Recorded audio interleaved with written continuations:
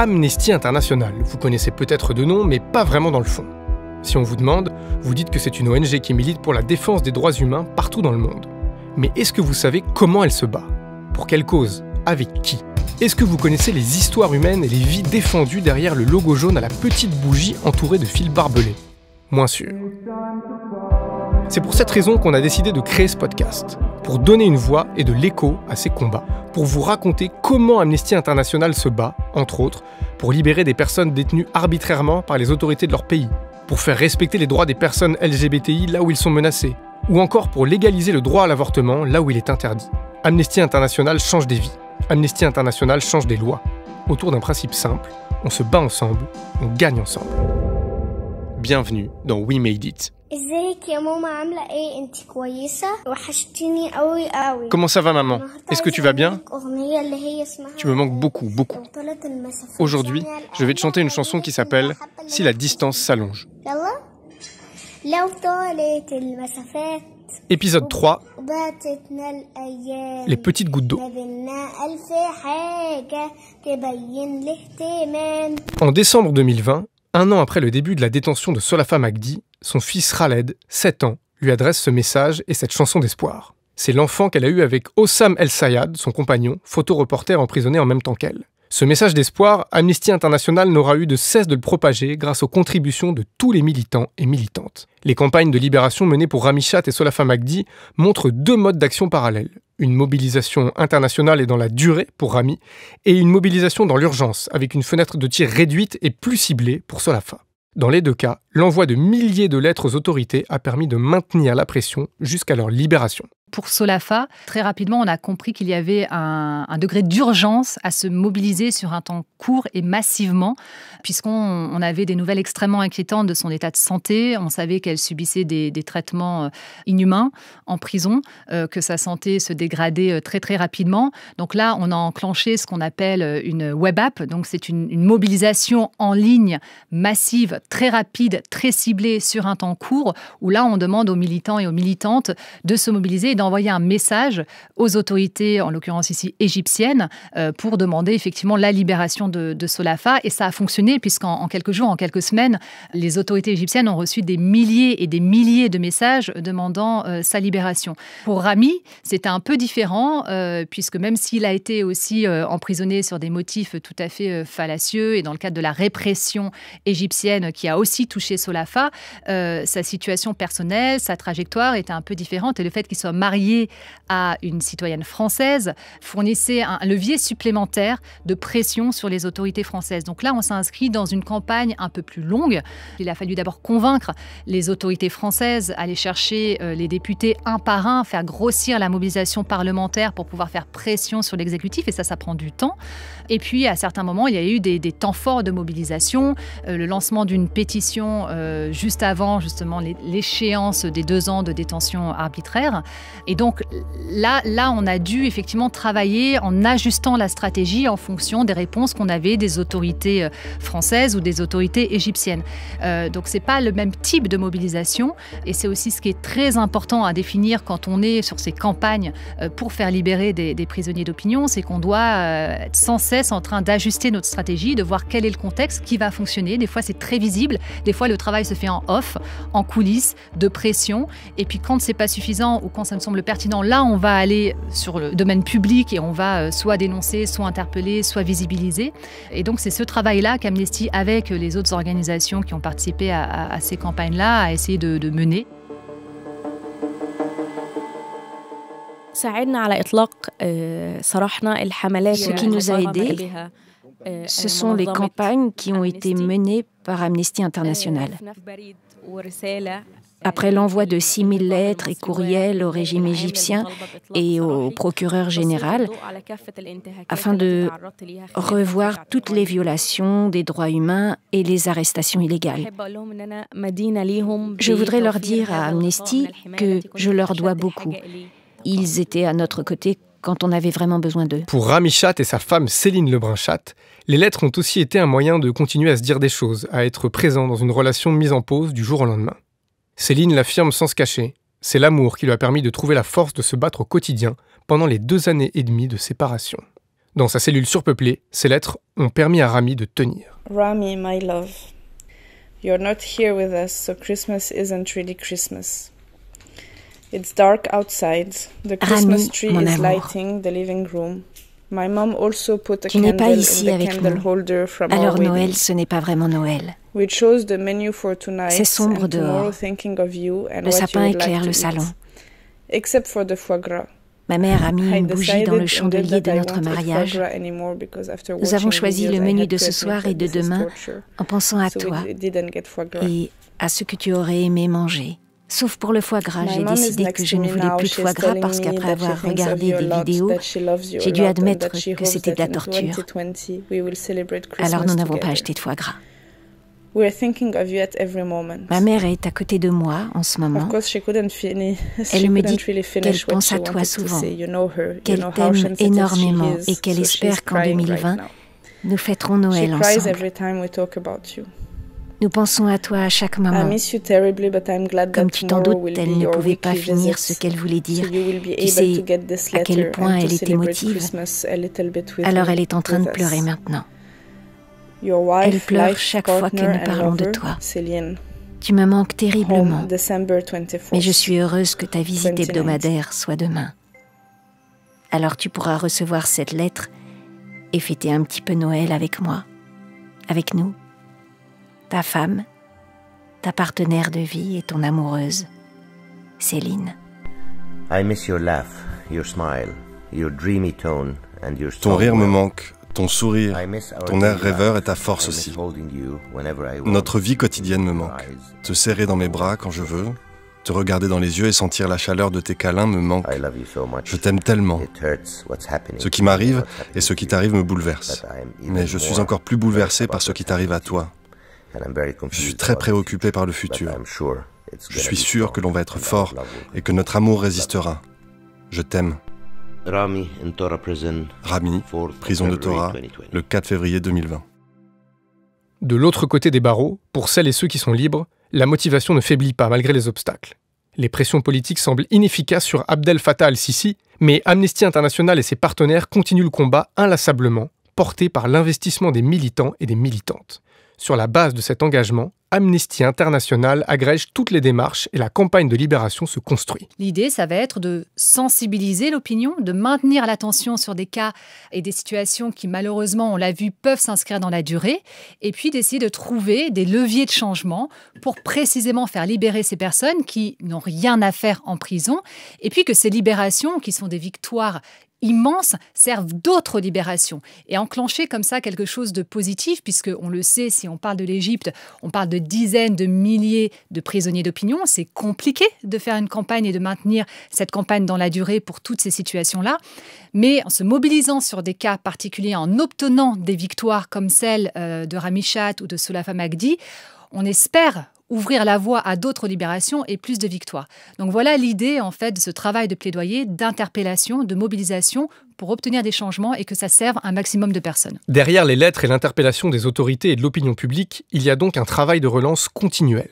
Mais ce travail ne peut pas se faire sans la participation de la famille et des proches qui se voient gérer un volet stratégique en plus de leur chagrin et du manque. J'ai été un peu la chargée de campagne internationale. Donc Amnesty France a bien sûr joué un rôle très important, mais on avait une équipe aux États-Unis, on avait une équipe à un moment dans le monde arabe. Voilà, des gens vraiment mobilisés dans plusieurs pays. Et je pense que c'est ça qui donne du souffle à une campagne. Le rôle de la famille est extrêmement important. Malheureusement, aujourd'hui, des dizaines de milliers de prisonniers politiques n'ont pas cette chance parce qu'il faut bien le dire, les familles vivent dans la peur aussi. On voit de nombreuses représailles contre les familles quand les familles osent parler. Enfin, Rami s'est retrouvé avec des pères ou des frères d'autres détenus politiques ou alors de personnes qui n'avaient pas pu être arrêtées parce qu'elles n'étaient pas à leur domicile.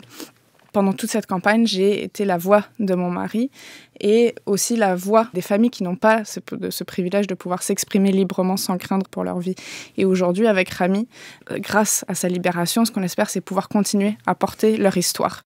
Depuis Bernadette jusqu'aux Nations Unies, en passant par une rencontre au sommet de l'État français, Céline, Amnesty International et les partenaires de la campagne ont construit une mécanique efficace, puissante, portée par des valeurs communes. avec un impératif de tous les instants, maintenir la pression pour ne pas faire retomber l'intérêt. Chaque niveau a été important. Le niveau local avec la mobilisation des groupes locaux, le niveau national évidemment et tout le plaidoyer qui a été mené, le niveau régional auprès des institutions par exemple européennes et au niveau international, comme il a été dit, ça a été effectivement beaucoup de régions du monde qui se sont mobilisées. Et c'est vraiment l'articulation en fait de tous ces niveaux, et on en a besoin, qui a permis effectivement d'avoir des résultats. Et c'est très important parce qu'on peut se sentir parfois éloigné du sujet ou même du résultat. En réalité, chaque voix, chaque signature, chaque rassemblement a compté, chaque lettre, chaque message a compté. Et la mobilisation, elle n'a pas été que pour demander la libération. Évidemment, c'était le premier objectif, mais il y avait aussi cet élan de solidarité. C'est qu'aussi les messages de soutien, de solidarité qui ont été envoyés ont aussi énormément compté. Il faut s'imaginer quand on est en prison, isolé, maltraité, et qu'on nous répète à longueur de journée que de toute façon on va finir seul ici, que le monde entier nous a oubliés et qu'on ne compte pas. Quand on sait que partout ailleurs, ou en tout cas dans de nombreux pays, des milliers et des milliers de personnes se mobilisent, ont signé par dizaines de milliers de pétitions, on envoie des messages de solidarité, ça permet de tenir justement dans cette durée qui est beaucoup trop longue pour les prisonniers et leurs proches, et qui n'est pas neutre en réalité. Donc notre travail, c'est de continuer à maintenir cette mobilisation, de faire comprendre que ça compte, chaque action, chaque petite action, grande, petite, moyenne, à tous les niveaux, ça fonctionne. Solafa Magdi est libérée le 14 avril 2021 à l'aube, en même temps que son mari. Alors Solafa et son mari ont été arrêtés en même temps et libérés en même temps. Nous, on a pu être témoins des retrouvailles en premier lieu via les réseaux sociaux, puisque des photos ont circulé très rapidement après leur libération, montrant la réunification de leur couple, mais aussi de leur famille, puisqu'ils ont retrouvé leur enfant. Et donc ça a été évidemment une dimension immense qui transparaissait malgré la distance, malgré les réseaux sociaux. Il faut s'imaginer ce que ça peut représenter d'être... Ils étaient en terrasse de café, ils ont été arrêtés en même temps, ils ont laissé leur enfant seul. Et puis, effectivement, voilà, ils se retrouvent, la famille est réunie, l'émotion est à son comble. Mais là, encore une fois, la mobilisation n'est pas terminée parce qu'ils gardent avec eux le souvenir de leurs co-détenus et encore une détermination à se battre pour les libérer eux aussi. Un accueil triomphal après 900 jours en enfer. Voilà près de 2 ans et demi que Rami Shahat était détenu en Égypte. À son arrivée sur le sol français, le militant palestino-égyptien ne peut masquer sa joie. Rami Shahat est libéré le 6 janvier 2022. Après 900 jours de détention, il peut enfin retrouver sa femme. Alors, le jour de la libération de Rami, nous étions avec plusieurs militants issus des groupes locaux d'Amnesty, avec des soutiens de la campagne de Rami à l'aéroport Roissy-Charles de Gaulle, en attente de son arrivée. L'émotion était vraiment palpable. On était tous, on va dire, un peu amassés derrière les vitres de l'aéroport. On n'avait pas le droit de rentrer à l'intérieur parce qu'il y avait aussi les mesures Covid. Et puis, tout d'un coup, effectivement, on a vu apparaître Rami, tenant la main de Céline. Enfin, on les a devinés à l'extérieur des vitres. Alors évidemment, on s'est tous amassés près des vitres. Et puis, il y a cette image qui est assez incroyable où ils sortent tous les deux, main dans la main, en levant finalement le poing, avec un sourire qu'on devine derrière leur masque, et puis une émotion dans les yeux qui était palpable et qui s'est diffusée auprès de toutes les personnes qui étaient là. Il y avait également Solafa et Hossam qui étaient présents pour l'accueillir, et d'autres défenseurs des droits humains égyptiens qui ont dû s'exiler parce qu'eux aussi persécutés.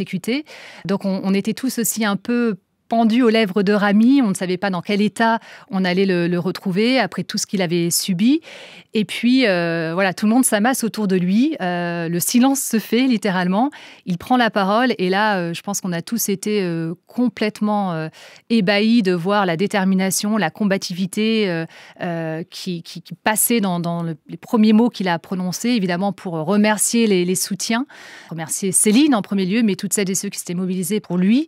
Et puis, il a quand même fait passer des messages très forts. On a compris qu'il ne comptait pas en rester là, et même s'il était visiblement diminué physiquement, il avait quand même passé 2 ans et demi dans des conditions inhumaines.